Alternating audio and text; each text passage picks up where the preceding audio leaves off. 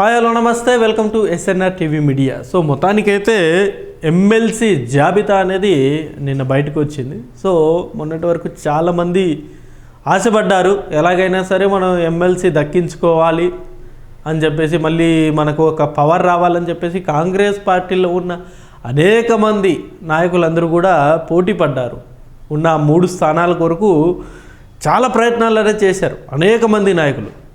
So కొందరేమో VH గారి పేరు అని చెప్పేసి, కొందరు గారేమో కాశీ గారి పేరు అని చెప్పేసి, మరికొందరేమో మొన్నటి వరకు కాంగ్రెస్ పార్టీలోనే ఉండే సంపత్ అని చెప్పేసి, ఇలా రకరకాల పేర్లు అనేవి కూడా వచ్చాయి. నేను కూడా దానికి సంబంధించి వీడియో కూడా చేశాను, అది మీరు ఈ ఛానల్లో ఉంది ప్రీవియస్గా, ఒకవేళ కావాలంటే ఆ వీడియో చూడొచ్చు. సో వీటన్నిటికీ తెరదించుతూ ప్రస్తుతం వచ్చేసి నిన్న 3 పేర్లు అనేది ఫైనల్ చేయడం జరిగింది.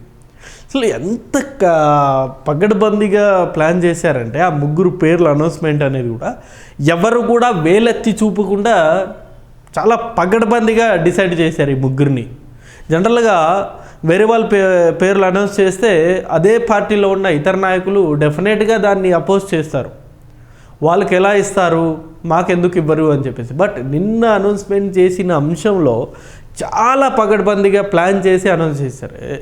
ఏ రకంగా పగడ్బందీ అంటే ఒకటి ఎస్సీలకి, ఒకటి ఎస్టీకి, ఒకటి బీసీలకి, అంటే ఏ ఒక్కరు కూడా వేలెత్తి చూపకుండా ఈ 3 కేటగిరీకి సంబంధించిన నాయకుల్ని ఎన్నిక చేసి సెలెక్ట్ చేయడం జరిగింది.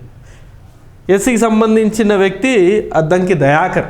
మనకు తెలుసు కాంగ్రెస్ పార్టీని అసలు గత ప్రభుత్వం అంటే బీఆర్ఎస్ పార్టీ ఎన్ని విధాలుగా ప్రయత్నాలు చేసి డిఫేమ్ చేయాలని చేసిన అద్దంకి దయాకర్ గారు తన మాటలతో కాంగ్రెస్ పార్టీకి ఎప్పటికప్పుడు ముందుండి నడిపించారు. ఆయన ఎస్సీ సామాజిక వర్గానికి సంబంధించిన నాయకుడు ఆయన.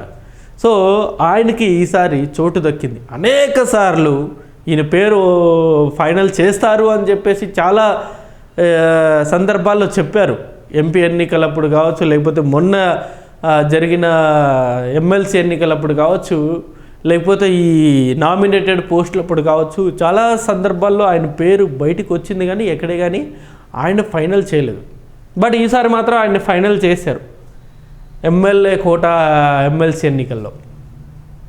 ఇక ఎస్టీకి సంబంధించి వచ్చేసి, సో కాంగ్రెస్ పార్టీలోనే ఉంటున్న నాయక్, శంకర్ నాయక్ మనందరికీ చాలా సుపరిచితుడు. ముఖ్యంగా ఎస్టీ కేటగిరీకి సంబంధించిన నాయకులందరికీ కూడా శంకర్ నాయక్ ఒక అండగా నిలిచిన వ్యక్తి. కాంగ్రెస్ పార్టీనే నమ్ముకొని ఉన్నారు ఆది నుండి.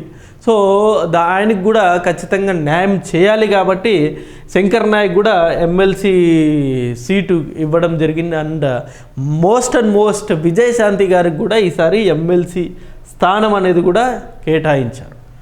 సో మనందరికీ తెలుసు, గతంలో రాములమ్మ బీఆర్ఎస్ పార్టీ మీద చాలా అంటే చాలా పోరాటాలు చేసింది ఆమె.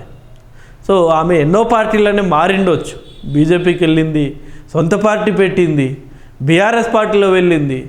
ఏది ఏమైనప్పటికీ ఎన్నికల చివరి అంశంలో బీఆర్ఎస్ పార్టీ నుండి ఇటు జంప్ అయిపోయి కాంగ్రెస్ పార్టీకి వచ్చి కాంగ్రెస్ పార్టీ వాయిస్గా నిలబెట్టింది ఆమె. సో కేసీఆర్ గారిని ధీటుగా ఎదుర్కోవడంలో విజయశాంతి గారు కూడా ఒక రకంగా సక్సెస్ అయ్యారు. సో ఆమె పడ్డ కష్టానికి ఇప్పుడు ప్రతిఫలం దక్కింది. బట్ దీని మీద చాలా విమర్శలు అనేవి వస్తూ ఉన్నాయి. ఎందుకంటే కాంగ్రెస్ పార్టీ అనేది సీనియర్లతో కూడిన పార్టీ. ఎక్కువ శాతం అందరూ కూడా సీనియర్లే ఉంటారు కాంగ్రెస్ పార్టీలో. వాళ్ళందరినీ కాదని చెప్పేసి అనేక పార్టీలు మారి వచ్చిన విజయశాంతి గారికి ఏ రకంగా మీరు ఇస్తారు అని చెప్పేసి కొందరు అయితే విమర్శలు చేస్తున్నారు. బట్ విజయశాంతి గారి చరిస్మాని దృష్టిలో పెట్టుకొని ఆ విమర్శలు అనేవి కూడా అంత ఎక్కువగా ఫోకస్ అవ్వట్లేదు. సో ముందుగానే మనం మాట్లాడుకున్నాం కదా ఇదివరకు వీడియోలో, 4 స్థానాలు ఉంటే అందులో ఒకటి మిత్రపక్షం సిపిఐకి ఇచ్చారు. సిపిఐ పార్టీ తరఫున ఎవరు నిలబడ్డారు అంటే సిపిఐ అభ్యర్థిగా నెల్లికంటి సత్యం. పొత్తు ధర్మ ప్రకారం సిపిఐకి ఒక సీటు కేటాయించిన కాంగ్రెస్. సో నెల్లికంటి సత్యం గారికి సీటుని కేటాయించడం జరిగింది. ఒకటి పొత్తులో భాగంగా ఏదైతే గతంలో రేవంత్ రెడ్డి గారు హామీ ఇచ్చారో, ఒక ఎమ్మెల్యే 2 ఎమ్మెల్సీ, ఆ హామీ ఆధారంగానే ఈయనకు అనేది ఒక సీట్ అనే కేటాయించారు. సో సిపిఐ ద్వారా ఆయన మళ్ళీ ఈ ఎమ్మెల్సీ సభల్లోకి రాబోతున్నారు. నేటితో ముగిన ఎమ్మెల్యే కోట, ఎమ్మెల్సీ ఎన్నికల నామినేషన్లు. ఇవాళ ఎమ్మెల్సీ ఎన్నికల నామినేషన్ అనేవి కూడా పూర్తిగా క్లోజ్ కాబోతున్నాయి. సో నిన్న ఈవినింగ్ ప్రకటించారు, ఆల్రెడీ హడావిడి అనేది మొదలైంది. ఈ ముగ్గురు కూడా ఇక లాంఛనమే. ఎవరైతే ఎమ్మెల్యేలు కాంగ్రెస్ పార్టీ సంఖ్యాబలం ఉంది కాబట్టి ఆ సంఖ్యాబలం ఆధారంగా ఆబ్వియస్లీ వీళ్ళు ముగ్గురు ఈజీగా గెలిచేస్తారు. ముగ్గురు కాదు, ఈవెన్ ఈ సిపిఐ వాళ్ళతో మనం మిత్రపక్షం సిపిఐ వీళ్ళది చూసుకున్నా సరే నలుగురు కూడా ఈజీగా గెలిచేస్తారు. అండ్ మరొక సీట్ వచ్చేసి బీఆర్ఎస్ పార్టీకి వెళ్ళింది. ఈ 5 స్థానాల్లో ఆ బీఆర్ఎస్ పార్టీ నుండి దాసోజు శ్రావణ్కి. ఈయన పాపం ఎప్పుడో ఎమ్మెల్సీ అయిపోవాల్సింది. బట్ గతంలో గవర్నర్ గారు దీన్ని ఆపడం వల్ల, ఆయన ఎమ్మెల్సీని ఆపడం వల్ల అది ఎన్నో వివాదాలు కోర్టు చుట్టూ తిరిగి ఆ అంశం పక్కకే వెళ్ళిపోయింది. దాని తర్వాత కోదండరామ్ గారిని తీసుకురావడం, కోదండరామ్ గారికి అయితే వెంటనే ఆమోదించడం, ఇన్ని బీఆర్ఎస్ పార్టీ ప్రతిపాదించినా సరే ఎందుకో మరి గవర్నర్ గారిని దాన్ని పక్కన పెట్టేయడం. తమిళిసై గతంలో ఉన్న మాజీ గవర్నర్. సో చాలా కాంట్రవర్సీస్ నడిచాయి.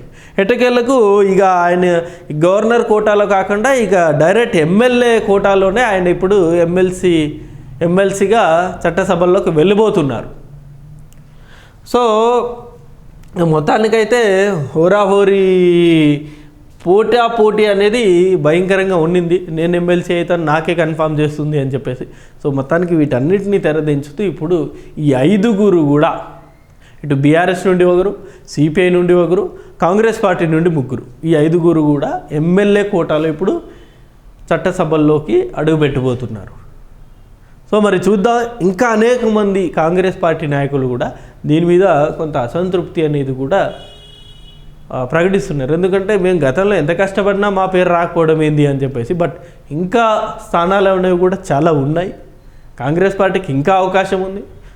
చూద్దాం మరి ఇప్పుడు ప్రస్తుతం అసంతృప్తితో ఉన్న అనేక మంది నాయకులు ఇప్పుడు దాన్ని ఏ రకంగా స్వీకరిస్తారనేది ఈ భవిష్యత్తులో మనకు తెలుస్తుంది.